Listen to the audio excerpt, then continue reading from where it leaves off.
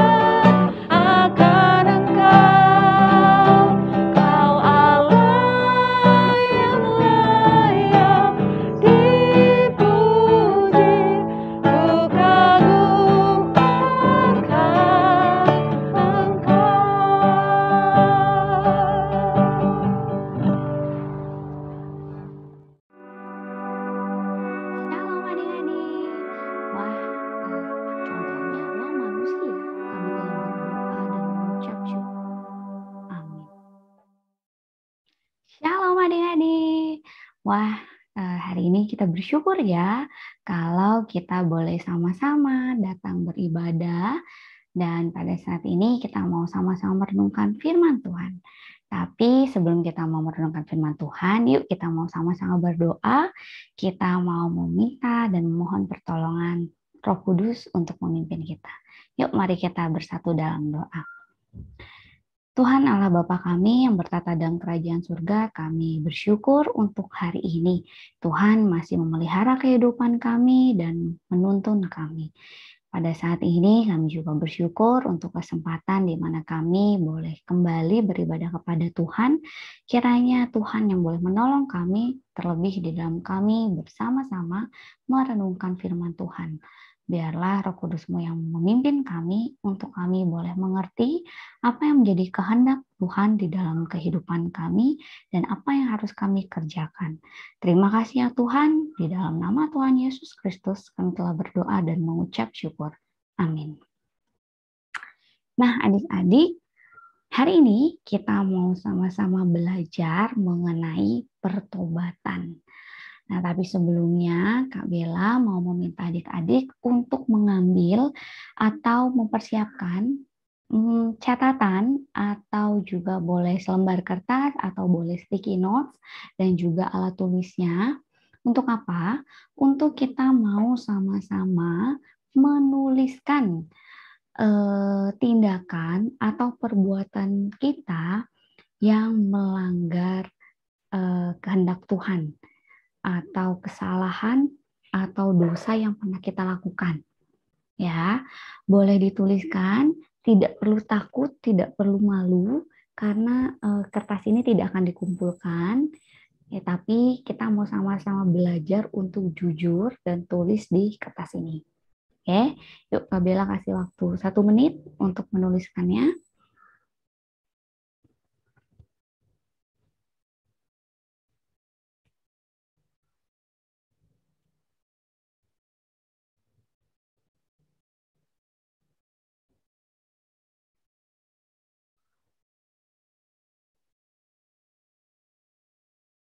Oke, kalau sudah, sekarang kertasnya boleh letakkan di atas meja dan kita mau sama-sama buka Alkitab kita. Kita mau baca dari Lukas 15 ayatnya yang pertama sampai yang ketiga dan dilanjutkan di ayat 11b hingga yang ke-32. Oke, sudah? Ya, kali ini Kak Bella tidak akan membacakan keseluruhan ayatnya, tapi nanti adik-adik boleh membacanya secara pribadi di rumah ya. Kak Bella akan memberikan sebuah kesimpulan dari kisah ini. Ya, kalau kita sama-sama baca, kisah ini berceritakan tentang perumpamaan. Pada saat itu Tuhan menceritakan perumpamaan tentang anaknya yang hilang. Dan pada saat itu orang-orang yang mendengarnya kebanyakan itu adalah mereka yang memang melakukan kesalahan, ya, kesalahan kepada orang lain. Salah satunya adalah para pemungut cukai.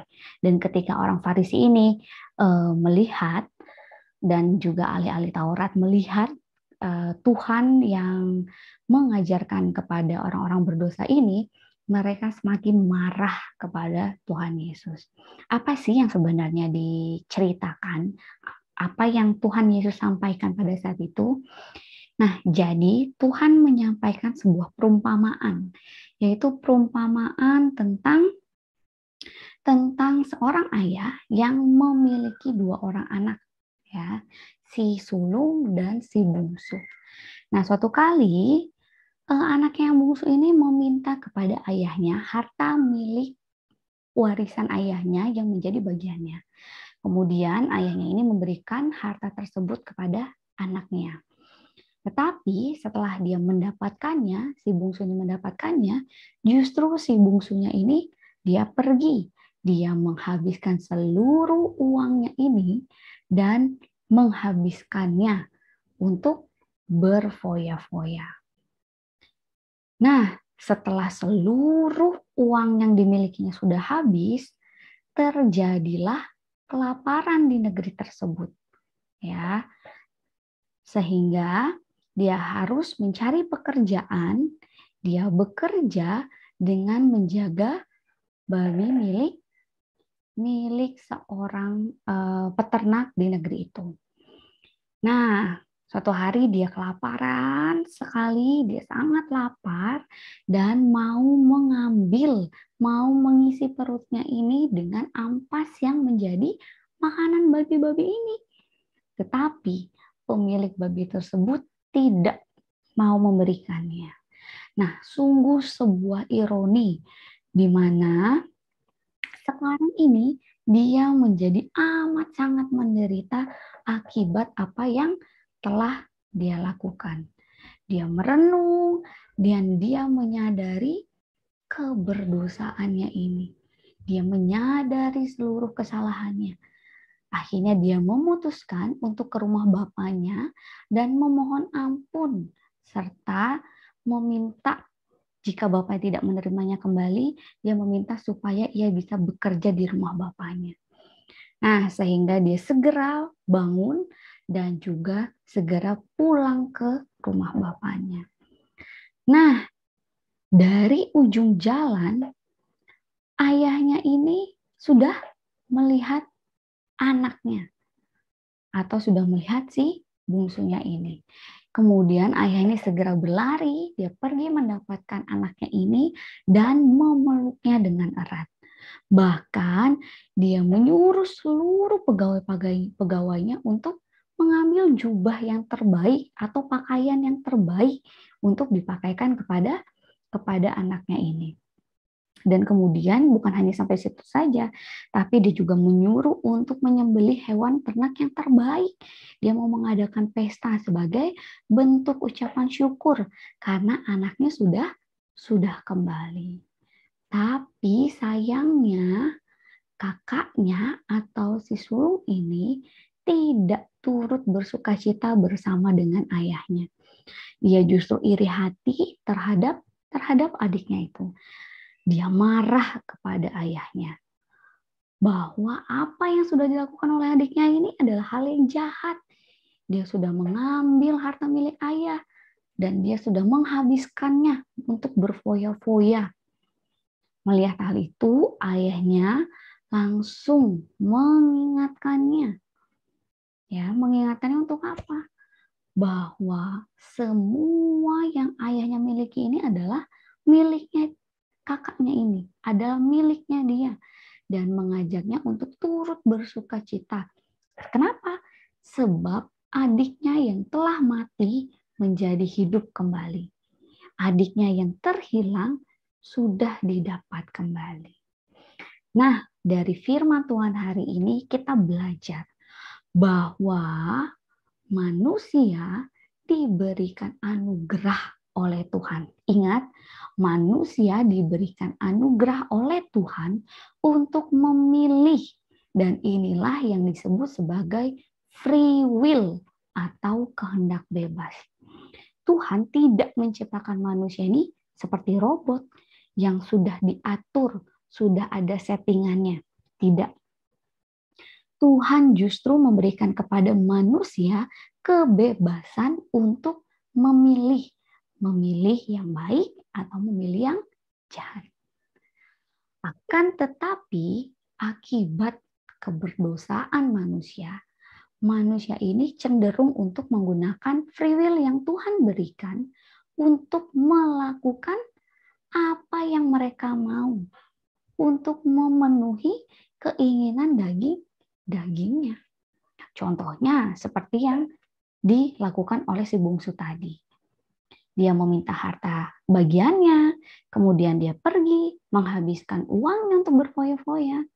Nah, dari sini kita lihat nih bahwa manusia memang cenderung hanya terfokus untuk memenuhi keinginannya mereka sendiri, memuaskan kedagingannya. Nah, tetapi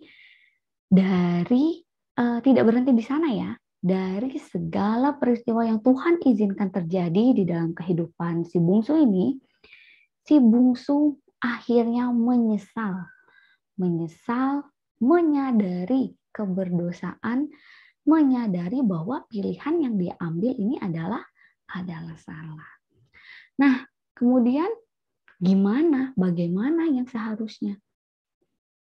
Nah, jadi ketika kita sadar bahwa kita adalah manusia yang berdosa, kita sadar keberdosaan kita sadar kebobrokan hidup kita harus bertobat. Apa itu bertobat?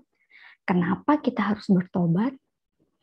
Bertobat adalah sebuah kesempatan yang Tuhan anugerahkan kepada anak-anaknya, termasuk kita, untuk menyadari kesalahan kita, menyesali kesalahan yang kita lakukan, dan berjanji untuk tidak melakukannya lagi. Nah, pertobatan ini adalah perubahan dari cara hidup kita yang lama menuju hidup yang baru. Nah, salah satu pertobatan yang bisa kita tiru adalah yang dilakukan oleh si bungsu tadi, di mana dia menyesali kesalahannya. Kalau kita sama-sama baca di ayatnya yang ke-21, di sini kita melihat gitu ya, bahwa dia berkata kepada bapaknya, "Bapak, aku telah berdosa terhadap sorga dan terhadap Bapak. Aku tidak layak lagi disebut sebagai anak Bapa." Nah, dari ayat ini kita melihat bahwa ada sebuah penyesalan yang mendalam yang dilakukan oleh si bungsu akibat keberdosaan yang dia lakukan.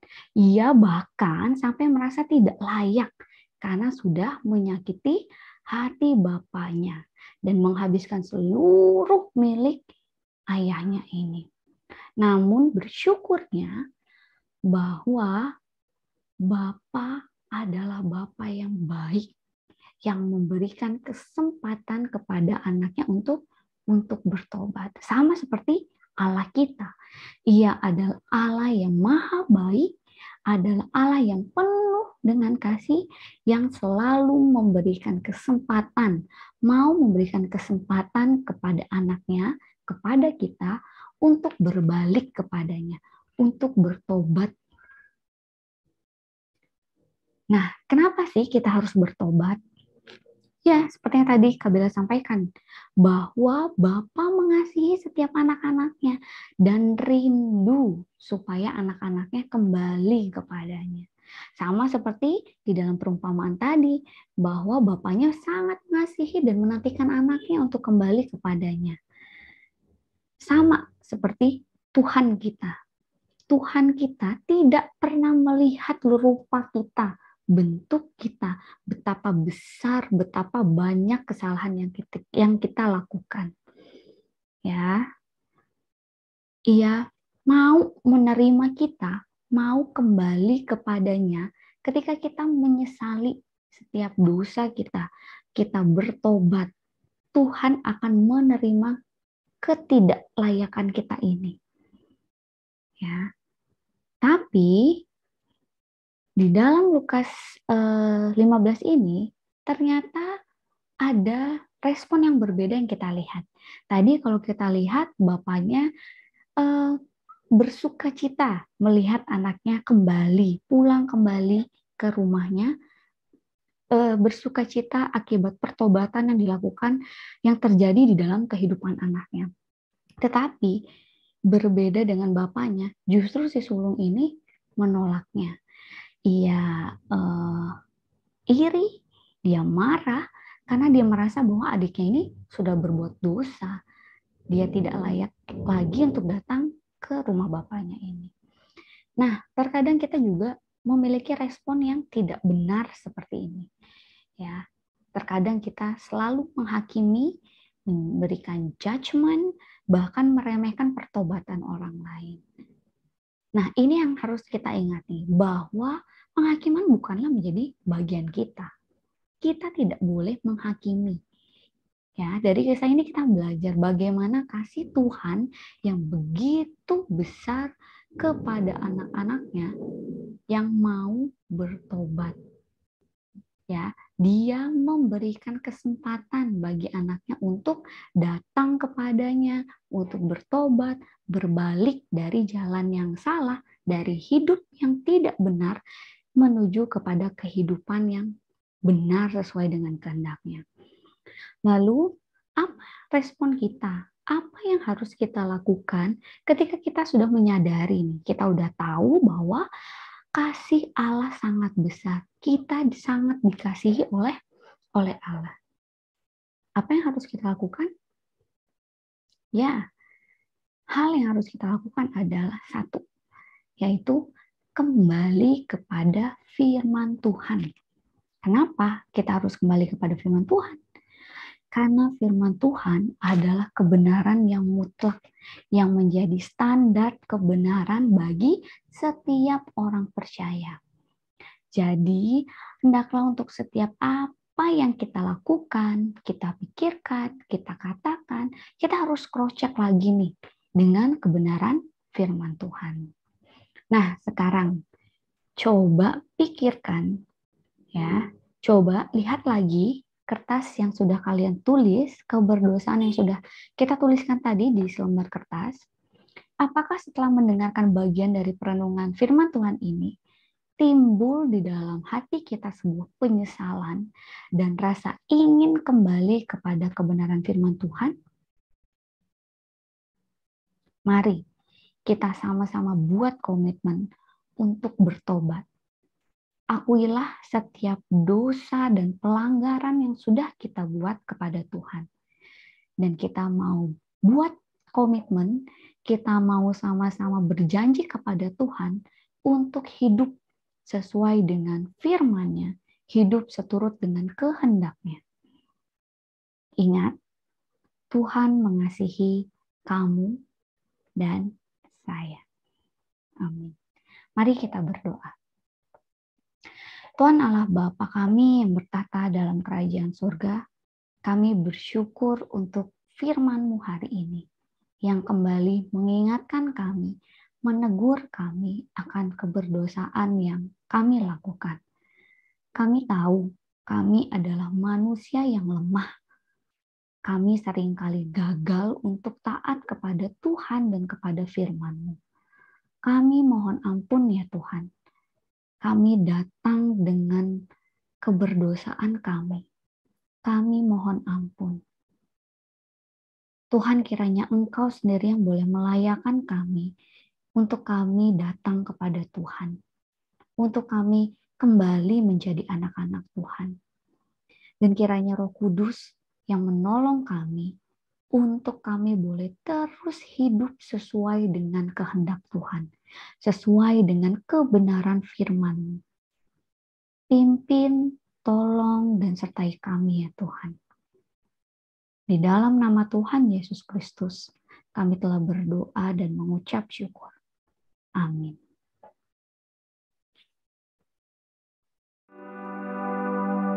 Hai adik-adik, saat ini kita akan memberikan persembahan Tuhan. Amin. Terima kasih adik-adik semua, jaga kesehatan ya. Tuhan Yesus memberkati. Hai adik-adik, saat ini kita akan memberikan persembahan, di mana dasar persembahan diambil dari 2 Korintus 9 ayat 7. Demikian firman Tuhan. Hendaklah masing-masing memberikan menurut kerelaan hatinya, jangan dengan sedih hati atau karena paksaan, sebab Allah mengasihi orang yang memberi dengan sukacita.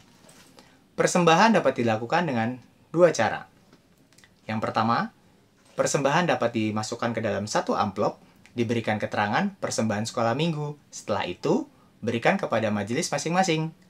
Yang kedua, persembahan dapat dilakukan dengan transfer ke rekening Bank BNI atas nama GKJ Kanaan di nomor rekening 0740916429 dan diberikan keterangan persembahan sekolah minggu, atau dapat diberikan bukti transfernya kepada majelis masing-masing ya. Mari kita bersatu dalam doa. Tuhan Yesus, terima kasih. Saat ini kami akan memberikan persembahan. Biar persembahan ini Bapak boleh menjadi satu sarana kami untuk melakukan setiap aktivitas kami di sekolah minggu. Biar juga teman-teman yang boleh memberikannya, Kau berkati juga lebih lagi Tuhan. Terima kasih Bapak, terima kasih Tuhan Yesus. Hanya di dalam nama Tuhan Yesus kami telah berdoa dan mengucap syukur. Haleluya, puji Tuhan. Amin. Terima kasih adik-adik semua. Jaga kesehatan ya. Tuhan Yesus memberkati. Shalom teman-teman.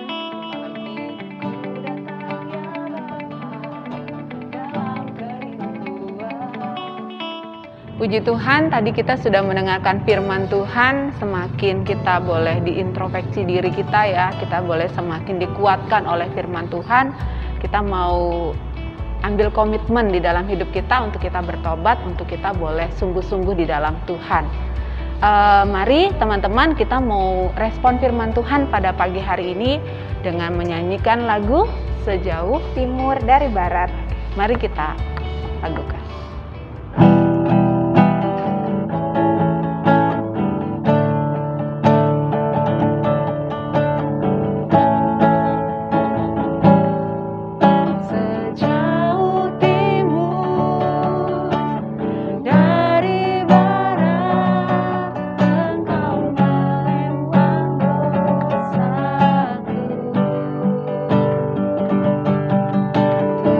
Tiada kau di